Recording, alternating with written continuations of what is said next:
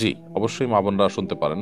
কোনো আহ, দিনই কোনো আয়োজন, যে কোনো আহ, দিনই হালাকা, ওয়াজ নসিহত, আহ, সেগুলো মা বোনদের শোনার সুবিধার্থে যদি এই ব্যবস্থা করে রাখা হয় তাহলে সেটাকে আমরা দোষে কিছু মনে করছি না, এটা ঠিক আছে, বরং এটা প্রয়োজনীয় কাজ। তবে এতে অন্যান্য যারা আছেন, অন্য ধর্মাবলম্বী বলি বা আশেপাশে প্রতিবেশী বলি মসজিদের, তাদের যেন অনেক বেশি কষ্টের কারণ না হয় সেদিকটাও খেয়াল রাখতে হবে। ভলিউমটা সেভাবে রাখতে হবে, মাইকগুলো সেভাবে সেট আপ করতে হবে।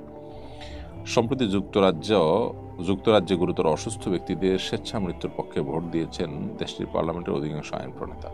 স্বেচ্ছা মৃত্যু সম্পর্কে ইসলামের বিধান কি? যারা মানব রচিত বিধিবিধান দিয়ে তাদের নিজেদেরকে শাসিত করতে চায় এবং সমাজকে যারা শাসন করতে চায়, তারা সাধারণত তথাকথিত তাদের বিবেক বিবেচনা প্রসূত মানবাধিকার নিয়েই তারা ভাবেন, এর বাইরে তারা ভাবেন না।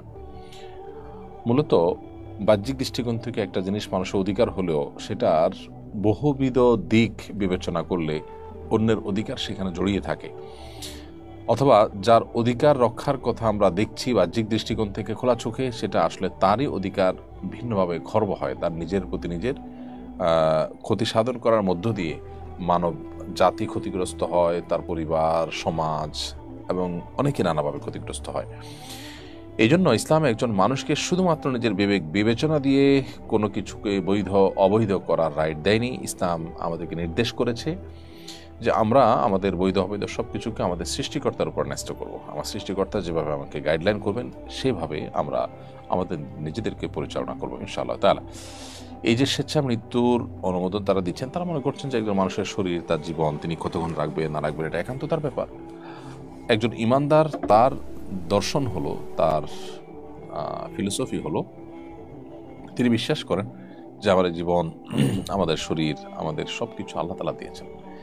এটা আমরা নিজেরা সেভাবে অর্জন করিনি, টাকাতে কিনে আনিনি বা নিজেরা তৈরি করিনি। সো আল্লাহর দেওয়া এই জিনিসটা আল্লাহ যেভাবে বলেছেন ঠিক সেভাবে ব্যয় করতে হবে। আল্লাহ সুবহানাহু ওয়া তাআলা আমাদেরকে নিজেদেরকে হত্যা করার, আত্মহত্যা করার, নিজেদেরকে শেষ করার অধিকার আল্লাহ সুবহানাহু ওয়া তাআলা দেননি।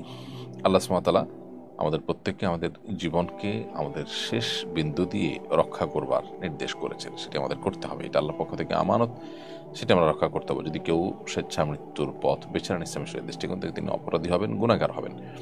নবী করিম সাল্লাল্লাহু আলাইহি ওয়াসাল্লাম এক জেহাদে দেখতে পেয়েছেন যে একজন ব্যক্তি তিনি যুদ্ধরত, যুদ্ধে তিনি ব্যস্ত থাকতে থাকতে যুদ্ধের মধ্যে থেকে হঠাৎ করে তার হাত কাটা যাওয়ার পর তরবারের আঘাতে হাতটা যখন কেটে ঝুলেছিল তখন প্রচণ্ড ব্যথা হচ্ছিল। তিনি তখন আত্মহত্যা করে মারা যান। জিহাদের ময়দানে এভাবে আত্মহত্যা করে ব্যথায় কাতর এই মানুষটা যন্ত্রণা সহ্য করতে না পেরে আত্মহত্যা করে মারা যাওয়ার পর নবী করিম সাল্লাল্লাহু আলাইহি ওয়াসাল্লাম কিন্তু তার জাহান্নামী হওয়ার কথা বলেছেন। সো একজন মানুষ কোনোভাবেই স্বেচ্ছা মৃত্যু গ্রহণ করতে পারে না ইসলামের দৃষ্টিকোণ থেকে। একজন মানুষের মৃত্যুর সাথে তার পরিবার, তার পরিজন, সমাজ, অনেক কিছুর সম্পর্ক আছে।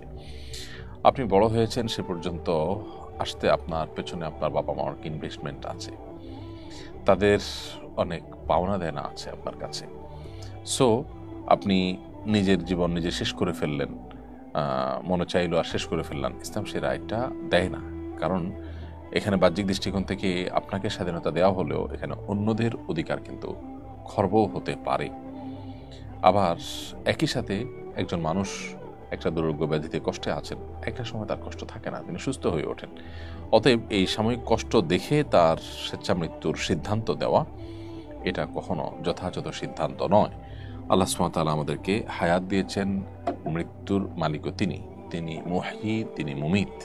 যার কারণে একজন ইমানদার আল্লাহ সুবহানাহু ওয়া তাআলার দেওয়া হায়াত পরিপূর্ণভাবে ভোগ করে তারপর দুনিয়া থেকে তিনি স্বাভাবিকভাবে মৃত্যুবরণের জন্য প্রহর করবেন বা অপেক্ষা করবেন।